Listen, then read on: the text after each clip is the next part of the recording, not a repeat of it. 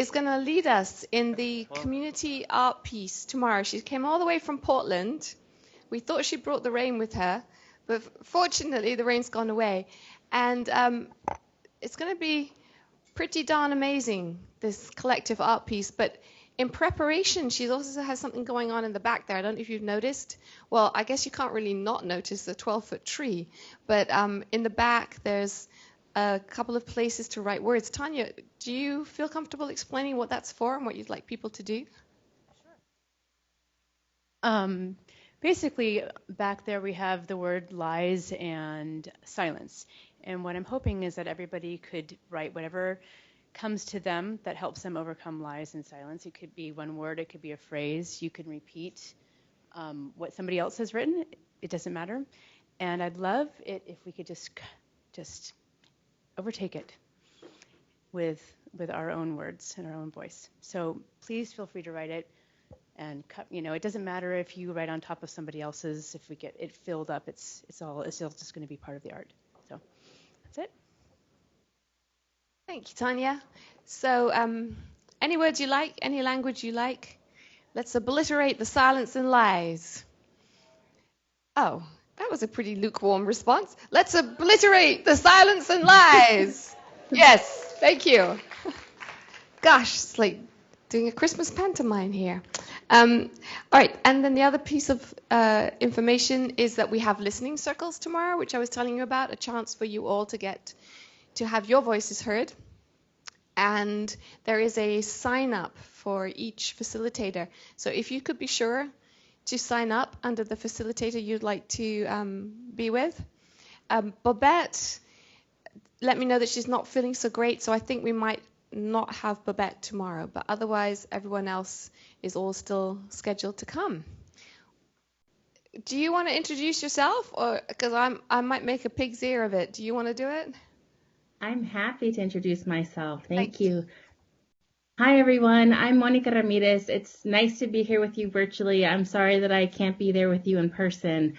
Unfortunately, I have been sick for the last couple of weeks and thought it better to stay in Ohio than to travel across the country to be with you. But I'm very much there with you in spirit, and really grateful to have the chance to share some of my reflections with all of you.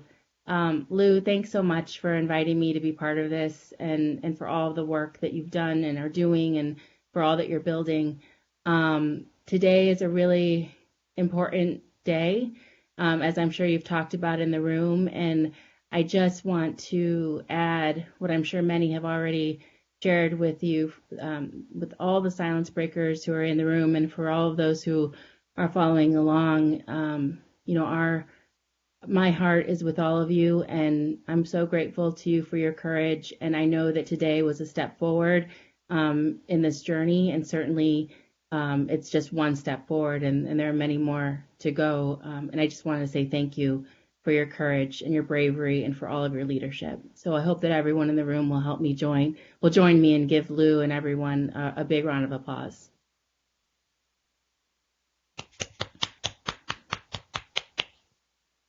So I'm the daughter and granddaughter of migrant farm workers, and that's part of my bio that people often overlook. But for me, it's really the most important part of my story. We all have our stories, and our stories begin someplace. And for me, my story begins with that of my family, who used to crisscross across this country, picking and packing the fruits and vegetables that we eat, and eventually settled out in Ohio, where I live and where I was born and raised, to make a life for us, my family here in this one state, where my family no longer had to travel year after year in order to feed our family. And that is the beginning of my story, because it is really in the history of my family and the farm worker movement that really gave birth to my work and advocacy. I'm the founder of an organization called Justice for Migrant Women, and I'm also the co-founder of an organization that some of you might be familiar with, which is called Alianza Nacional de Campesinas, the National Farm Worker Women's Coalition and Alliance.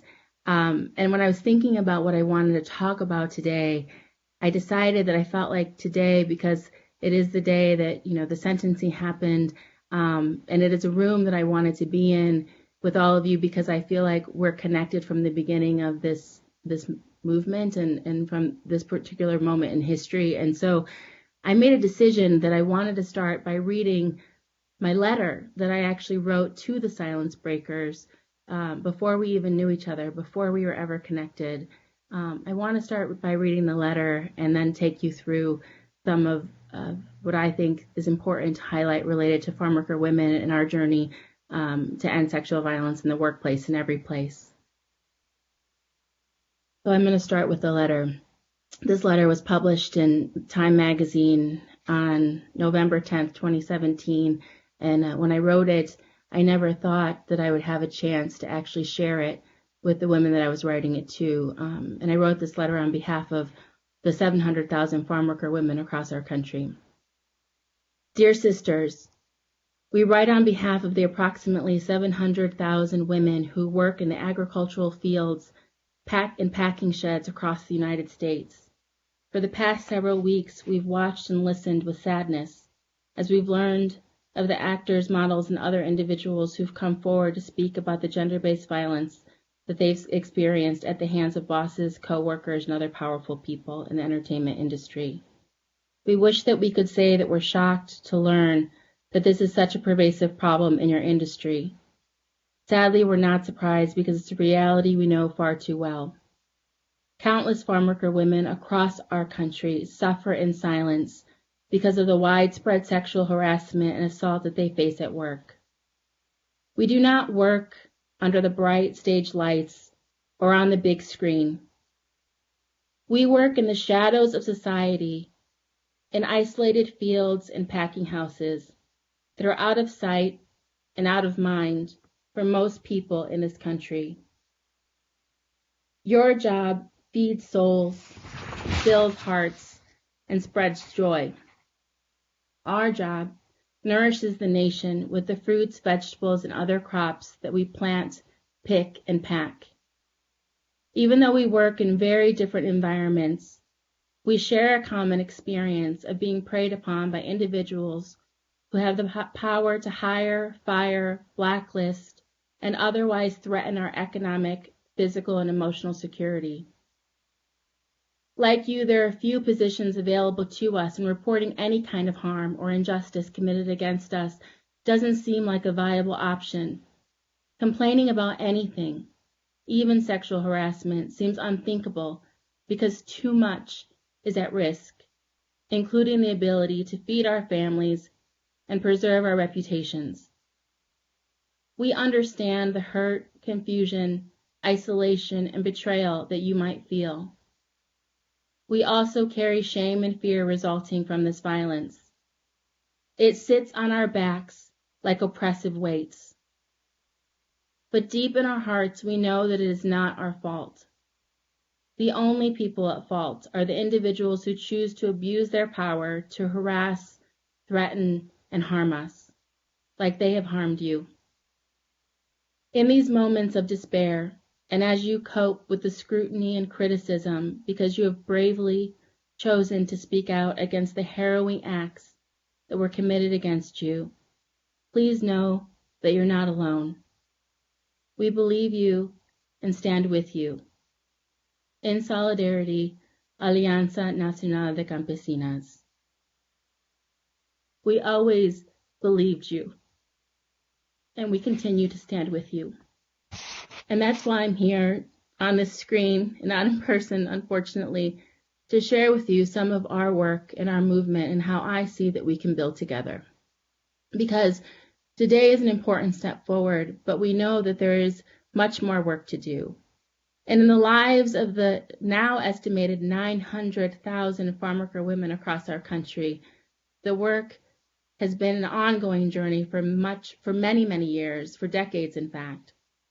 For those of you who don't know much about our community or our movement, I thought I'd start by giving you some background and then talk a little bit about the work that we've done to combat this and some perspective on where I think we should go next. So you're in California, so I think you have a much better sense of the history than many people across the country. But as you know well, Cesar Chavez and Dolores Huerta started the United Farm Workers in 1962, and because of their work, they were able to win many rights for farm workers across our nation who are often forgotten. In fact, California still today has more rights and protections for farm workers in this country than anywhere else. And in fact, the law in California that protects farm workers is stronger than even the law at the federal level. Still today, at the federal level, farm workers are excluded from most basic labor and employment protections.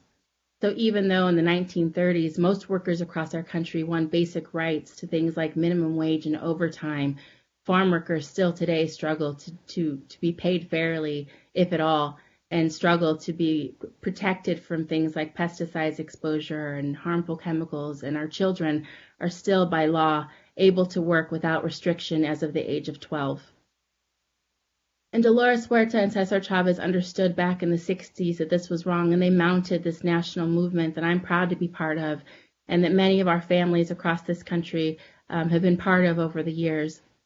And it was really through their leadership that they helped to galvanize not only our community to stand up for ourselves and our rights, but also they helped to gain allies of individuals from across the country who understood that it wasn't right and it wasn't fair to exclude farm workers, the people whose work literally sustains us, from the most basic protections that other workers are entitled to.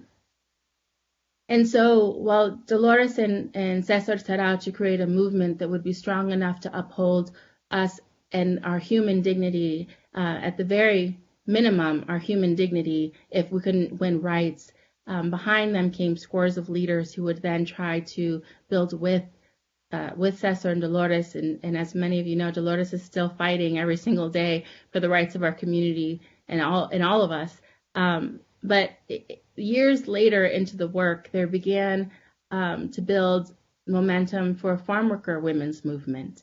And women there in California, some of whom you might even know, the courageous leaders like Millie Treviño Sauceda and others, began to organize farm worker women specifically around the needs and issues confronting them, specifically wondering about things like how does sexual harassment impact farm worker women, and whether or not women who were pregnant were being discriminated against, and how pesticides uniquely impacted women and their bodies and our children. And so, you know, this movement began in the 80s, and it was around that time when actually farm worker women stood up for the first time for another sector that wasn't agriculture. And so there's this misconception that it was only recently that we started working across sectors to address this issue. But the reality is that many, many, many years ago, women began working across sector to stand up for one another and to speak in solidarity with one another. And for farm worker women, it was actually a group of women who were part of an organization called Mujeres Mexicanas, who had teachers in the area come to them and talk to them about sexual harassment that they were experiencing. And so it was actually sexual harassment against teachers that farm worker women took up first, before farm worker women really began to organize around the issue within our own community. And I note that because I think it's important for two reasons. One, it's important because there is a long history of us standing shoulder to shoulder with one another, but also because there's something about having workers who are perceived to be more visible, like teachers, and workers who are less visible, like farm workers, who decide to speak in unison and who decide to organize together. And so we, thankfully, over the years have been able to learn from farm worker elders and community members about how that has happened and what that looks like. And I really believe that it was those many years of organizing that really laid the foundation for the work that we've seen over the last couple of years. And so, you know, even though we know that the 2 to 3 million farm workers who labor across our country and who do the backbreaking work to bring food to our tables, we know the reality is that many farm workers still today are exploited economically and sexually. We know that farm workers still die at alarming rates. Agriculture is considered one of the most dangerous occupations in our country. It usually fluctuates between the number one or the number two most dangerous jobs in the nation, because so many people are injured, and unfortunately deaths result from things like tractor accidents and things of that nature. And so even though these workers, farm workers in our community, do the backbreaking, important work, far too often they're left vulnerable. And in our community, it isn't just women who are vulnerable to sexual harassment. And it's not in any community that we know that sexual harassment only impacts women and sexual violence only impacts women. It impacts men and it impacts children as well. And unfortunately, this is true in the agricultural community and specifically in farm work. And so to give you an idea of what this means, there have been very few studies that have been done in our community about the extent of sexual harassment against farm worker women. But there have been two key studies that have been done. Both were done in California. One was in the late 80s, and the women that were interviewed indicated that 90% of them said that sexual harassment was a major workplace problem. And in around 2014, another study came out.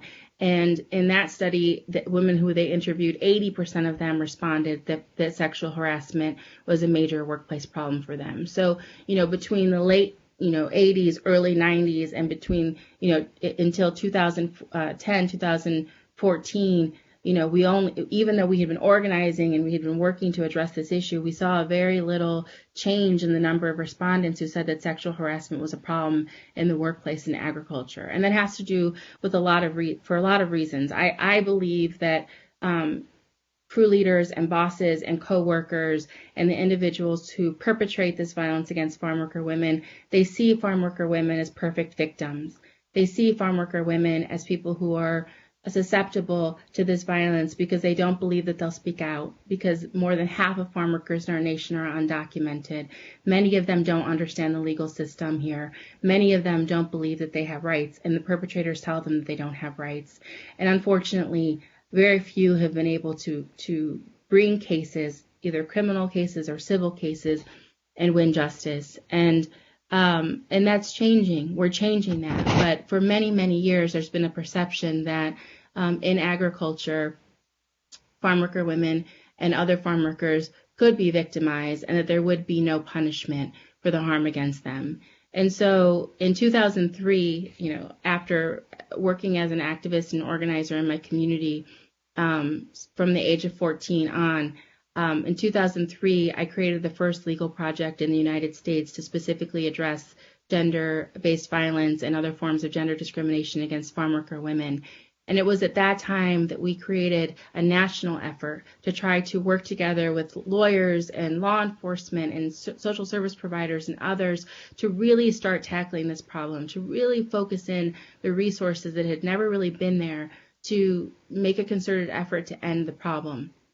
And it was around that time in 2003 that we first started to see this major wave in our recent history of backlash against immigrants. And so I remember that farm worker women started to tell me that perpetrators would say things to them like, no one wants them here and no one will help them and no one cares what happens to them, because it was around that time in 2003 to 2005 when we started seeing individuals who were telling people that they didn't want the immigration laws to change and that they weren't basically going to create an open and welcoming space for farm workers or for immigrant farm workers or other immigrants in this nation. And so while we have had a long history of organizing in our community has often been stifled and in many ways paralyzed by the fact that there are these greater forces that aim to keep us quiet and aim to keep us down and aim to keep us in harm's way. And they use the threats of things like firing us so that we can't feed our families, and reporting our families and us and our community members to immigration. And unfortunately, it's been these tactics that have subjugated many people in our community to this violence that's gone unreported. And understanding that these are real risks and there are real reasons that farm worker women and other community members don't feel like they can speak out when they've been harmed, we've had to figure out how to organize around and despite these issues. And so our movement within the farm worker women's organizing community has really been focused on how do we develop credibility and trust amongst and with farm worker women so that people feel safe enough to come forward. And one of my clients told me many years ago that if we actually wanted women to come forward, we had to tell their stories and we had to make people understand that they could live through it. And when she said that, she meant that literally, because unfortunately, as I'm sure many of you know in the room, when people speak out, they then become subject to violence and retaliation. And so my client, a farm worker woman in Florida, said, if you can just tell the stories of the women and show that they lived through it, then perhaps other women would also come forward. And so it was based on that advice and the advice of other farm worker women that we really started to create the new tools that we needed to be able to help have the conversation, a conversation that's been taboo for a long, long time in our community about sexual violence and about sexual harassment, and to really try to better understand the scope of the problem. You know, we don't need research to tell us there's a problem. We know there's a problem. We know there's a problem because we know the women in our community who've suffered it. We know that it's a problem because so many women talk about the fields and they refer to the fields as the green motel and the fields of panties. We understand that there's a deep, dark problem in our community that many people have tried to avoid for a long time.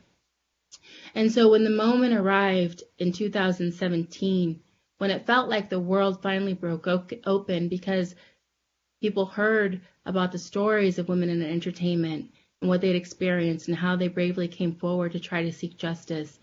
And that was coupled with Tarana Burke's Me Too movement and the invitation to all of us to speak out about what it was that we were experiencing and what it was that we were suffering. It was in that moment that I think that our community, for those of us who've been working on the ground and in the front line for so long, understood that something was about to change. Because people who were the least likely partners and people who were the least visible amongst us, who'd been fighting and fighting for years to be heard, to be seen, to draw attention to the fact there was a widespread issue in our community that no one seemed to be doing much about, that the authorities didn't seem to care too much about, that the police didn't seem to care too much to hear about, that the civil courts and the civil laws didn't even protect all of our community from. We understood in 2017 that we had an opportunity, perhaps maybe like never before, to figure out how it was that we together could try to address a problem that's far bigger than any one of us, far bigger than any one of our industries. And while we recognized that there was this perhaps opening and a possibility for us to come together, we also understood that as the women in entertainment, the silence breakers were starting to tell their stories because of years of experience of retaliation and understanding what it looks like after you come forward. We also knew that there was a real risk, that just as that moment was opening, that it could close, that people would try to silence people, that people would take, actions against them to scare them and to try to show them that no one was going to stand with them. And that was why we decided to write our letter, our Dear Sisters letter, because even though we never knew if we would ever meet or speak with any of the silence breakers who came forward to speak out about what was happening in the entertainment industry, we understood that in that moment it was critical for people around the country who'd been doing this work for so long to speak out and say something in support of the women, because we knew that if we didn't, that there was a grave risk that they would be silenced. And so that was why we decided to come forward and to write our letter. And I believe that that letter did a couple of things. One, it brought us together with folks that we never would have known before, and it provided individuals with a look into some of what farm worker women across our country have been experiencing for decades without justice or remedy. But the other thing that I think has happened since the Me Too breakthrough moment and since Time's Up started and since all of us have been organizing over the past almost 2 years, or more than 2 years in some cases, is I think that the letter and this opening actually allowed us to see each other. You see, for so long we didn't see each other. We didn't see in one another that the pain that we were suffering was the same pain. And we didn't see that the value that we have is the same value whether you're working in the fields or a restaurant, or whether you're working on a big screen, or whether you're working in some fancy office.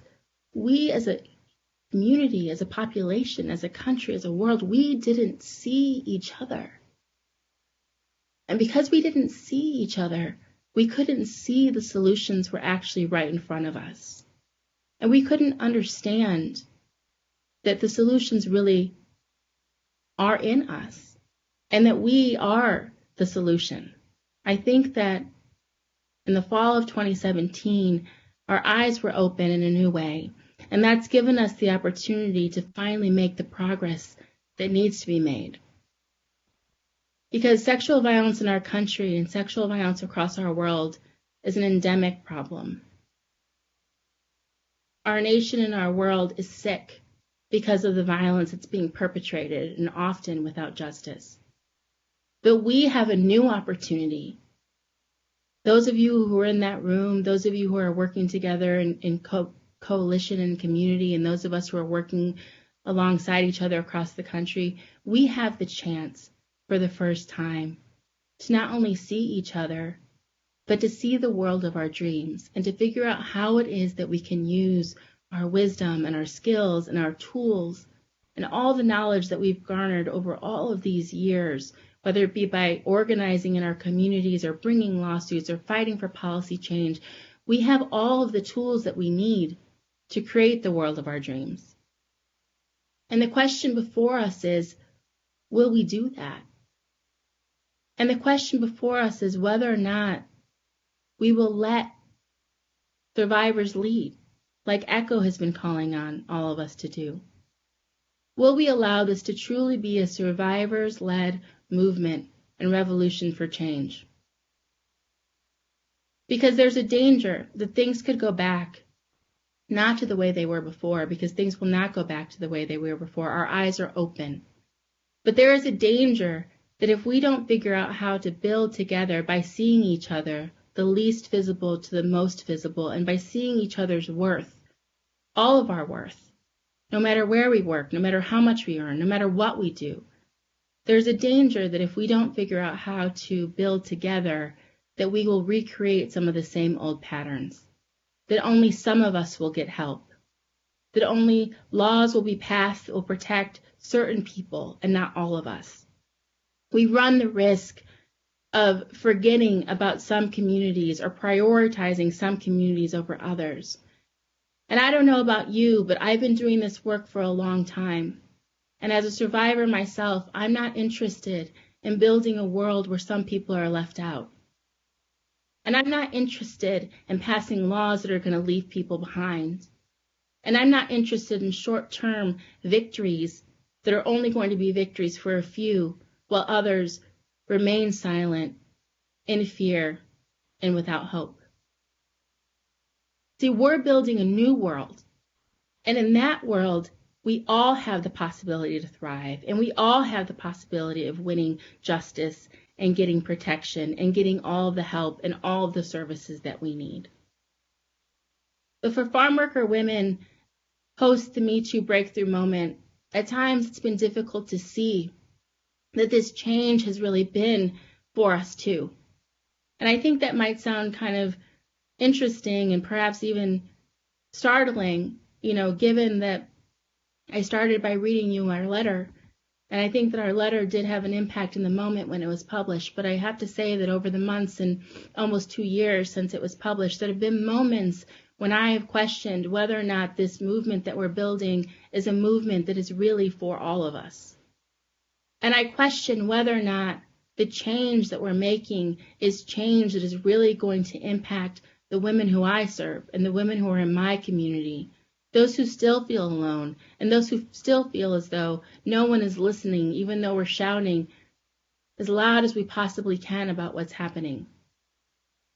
And so I think that in order for us to ensure that people are not left behind, that farm worker women are not forgotten, that restaurant workers and domestic workers have the same rights as everyone else, and that all of the other workers, like gig employees and others who are being left on the sidelines, continue to be on the front lines with us, there are things that we have to do.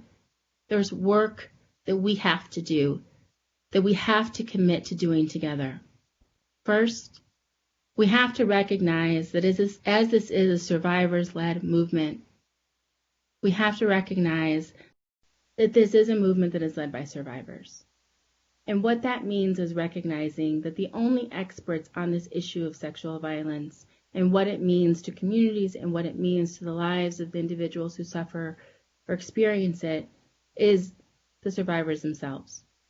If we do not recognize that survivors are the experts, then we're going to continue to see a problem that's existed for far too long, which is that there are people who speak about the experience of surviving, but they don't know what it means to actually survive because they haven't experienced the problem. What it means is that we then have policies that are enacted that are not enacted because they are informed by the true experts, being the survivors, but they're informed by other people who think that they can speak to what it means to survive and what kind of things that we need as survivors. And so for this movement to be different and for us to actually take the opportunity to create the world of our dreams, it's going to require us to insist that people understand that the only experts in the room on an issue like this one are the survivors. That means that, like this conference did, it chose to prioritize the voices of survivors to speak about these issues because Lou and everyone at ECHO understands this very basic concept. But unfortunately, there are many people who still don't. There are state legislators and there are Congress people who still don't understand the importance of bringing the expertise in the room of survivors themselves to help give testimony and inform the policies that are being passed. You know, it's my deep belief that we should have survivors writing the policies that we want to see passed. And you've seen some of that work done in California and other places. We also need to make sure that survivors are the ones who are coming up with the strategies about how to best reach survivors. We need to ensure that when we're organizing, we are organizing in a way that's trauma-informed. And I think that one of the important things that we need to do next is we need to really take the time, now 2 years later after the Me Too breakthrough moment, we need to take the time to really educate media about what it means to tell these stories. You know, after the Me Too breakthrough, I started getting all of these calls from people who wanted me to provide farm worker women, make farm worker women available to talk to reporters about their stories. Everyone wanted to know the stories, and I've pushed strongly back and I've said, these are our experiences. These are our lives. These are the deepest scars we carry around with us every day. These aren't just our stories. And we cannot have media who think it's okay to just on demand ask for us to share our experiences. We need to engage in a real conversation with media about this. And I want to spend a moment here because I don't think we're spending enough time here as a movement on teaching the media about what it means to tell the experiences and to share the platform with survivors who want to tell about their own experiences and the solutions that they offer to addressing this problem.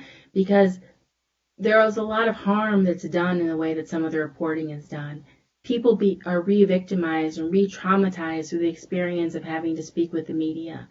And unfortunately, we don't live in a society where people might give permission to have their experiences shared once, or they might allow their quotes to be shared with one newspaper or one outlet. But the thing is, in our society, we don't have, there isn't an opportunity for people to take back consent around sharing their experiences. And I think as organizations and as entities who work with survivors, who are comprised of survivors, who represent survivors, we need to make it a policy of ours to ensure that survivors always have the opportunity to withdraw consent to share their experiences or their stories. Because there are people who might agree to share their experiences one time, but they don't want to have that replayed and replayed and replayed. And so we need to make sure that media is sensitive to that fact, and we as organizations that serve and work alongside with and represent survivors, we also need to be conscientious of the policies that we're creating around media and access to media. And I would also say this, that we all know that if a survivor decides that they don't want to talk about their experience after they've disclosed once, if they've even disclosed once, that's okay. And they should have the full authority to say, I don't want to talk about this anymore. And I raise that because, unfortunately, people don't understand that. And there's a very specific example that I want to bring for you to think about. So, right now in Virginia, there's an individual who's the lieutenant governor in Virginia has been accused of sexual assault by a couple of individuals. And unfortunately, in recent weeks, there has been a storyline that because the women do not want to continue to talk about their experiences, that somehow they are no longer credible. And so there are organizers in Virginia who are trying to rally around these two women who've courageously shared their experiences because they don't have to continue to share their experiences. The fact that they did so in the first place was so brave, and they shouldn't be required to have to continue to share their experiences. And I think it's incumbent upon us as people who are working in the community to make sure that people understand that we as survivors have the right to share our experiences if we want to, when we want to, with whomever we want to or not. And if we decide that we no longer want to share our experiences, then that should not be something that is considered detrimental to our credibility. The fact is, we have the right to speak or not speak. And I say this, and I've said this publicly, enough has been taken from us. We should not have the right to choose to tell our story or not tell our story taken away from us too. And it is part of our work as a movement and as we're building this new vision for the world that we dream of, that we need to make sure that people understand the survivors should have rights protected. And those rights include rights to the media, rights with whether to disclose or not to disclose and how to disclose, and that none of those things should be considered factors for or against their credibility. And lastly, I'll say this. There's been so much talk about building cross-sectorally. There's been so much talk about, linking arms. And I believe that we're doing that. I believe that we're modeling that. And we're showing that there's a new way. But in order for it to actually stick, and in order for meaningful change to actually occur, that means that we have to make space to ensure that the other people who are not heard as often are actually heard. So in an ideal world, I would have been able to show you my PowerPoint, and I would have been able to have a farm worker woman leader with me here to share with you her experiences and to speak to you about her experiences as well. I can speak to my experiences and I can speak to that of my community because I'm of this community. But I think that we all have to do the work to figure out, how do we continue making space? Because it's not enough to say that we stand shoulder to shoulder and that we're linking arms and that we're working to make sure that everyone can be seen and heard if we actually aren't doing the work to make sure that everyone can be seen and heard. And I think that if we can actually figure out how to make our movements more accessible to everyone, then that is when we'll see real change.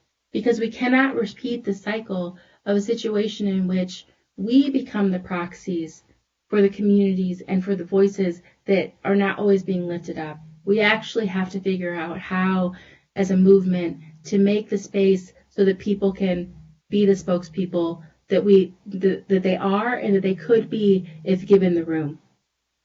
And so I offer you all of this because it's deeply important to me that as we think about the way forward, that we remember that every single one of us has something to offer, that every single one of us brings wisdom and experience and knowledge to the table.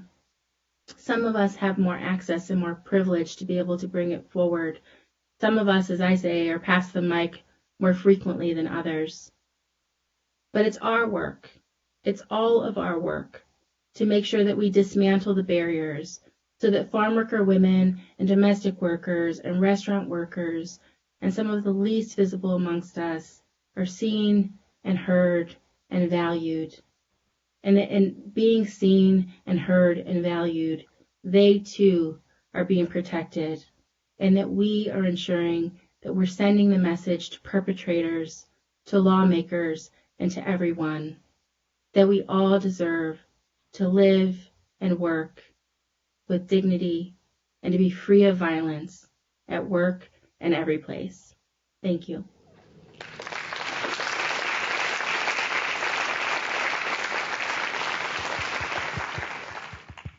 Monica, thank you so much for that.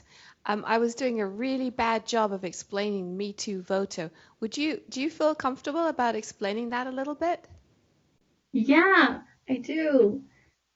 So, Me Too Voter is a project that I started with Tarana Burke, Aijen Poo, who's one of the founders and the director of National Domestic Workers Alliance, and Fatima Goss-Graves, who is the executive director and president of the National Women's Law Center. The four of us created Me Too Voter, and Me Too Voter basically arose because we felt like all these lawmakers just kept saying that they felt so badly about hearing about all the cases of sexual violence, right? So after the disclosures happened, people kept saying that they felt so badly, and members of Congress and state legislatures, everyone kept saying how badly they felt. And then we saw something like 100 bills introduced in the congressional cycle following the Me Too breakthrough. And of those 100 bills, only 11 of them actually passed and became law. And so we've heard, political leaders continue to say how much they want to address this issue, but really we haven't seen them do much.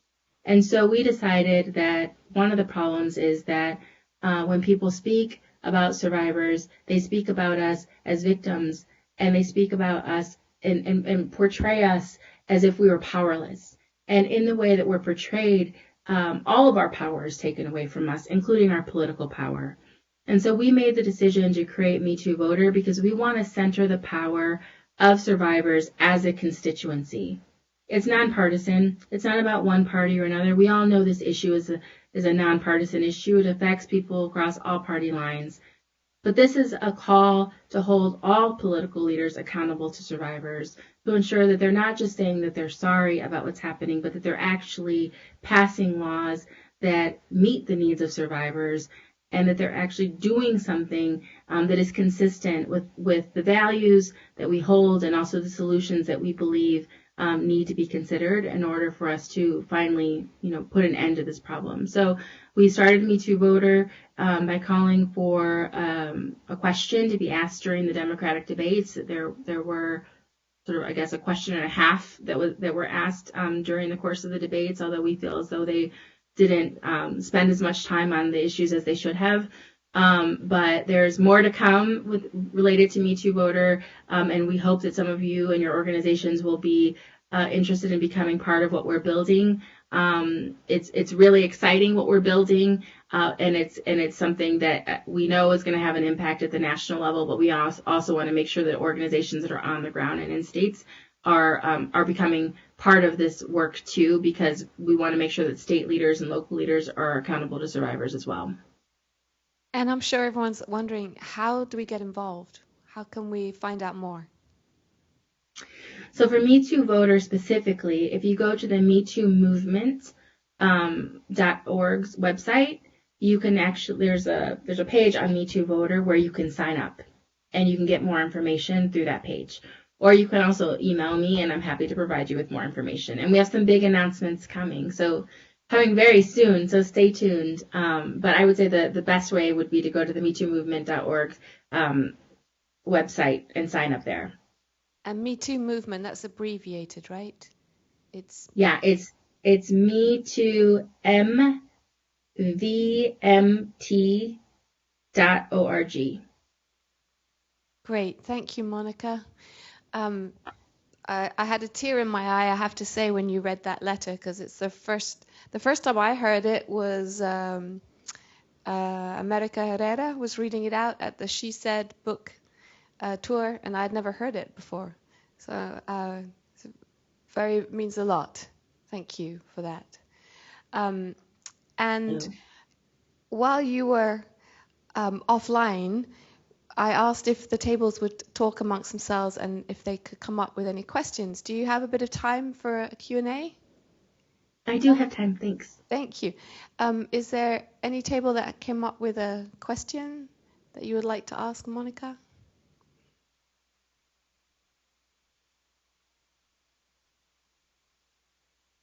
Okay, Tony, do you want to come and so Monica can see you? I don't know what the range of this camera is, so I'll invite people up here.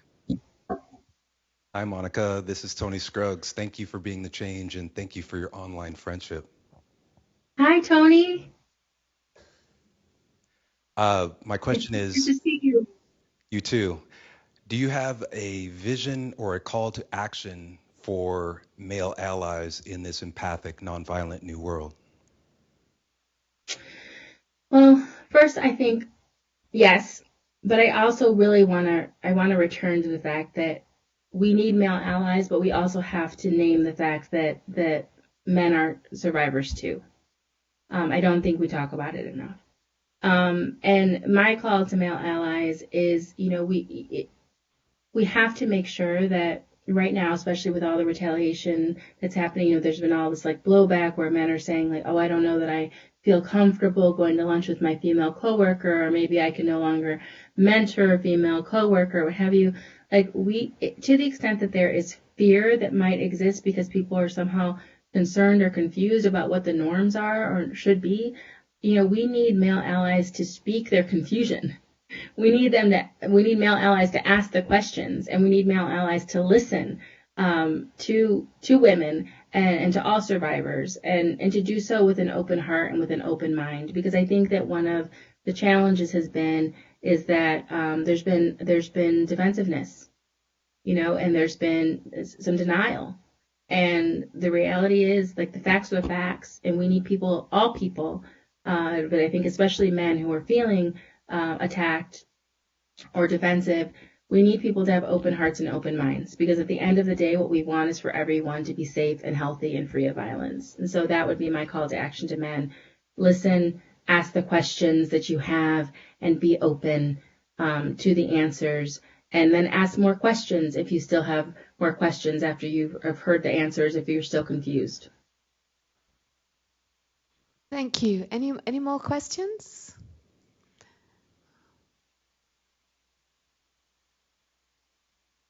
I think everyone's looking pretty exhausted here. It's been a long day. Okay. Monica, thank you so much. Can you hear the applause? Thank you.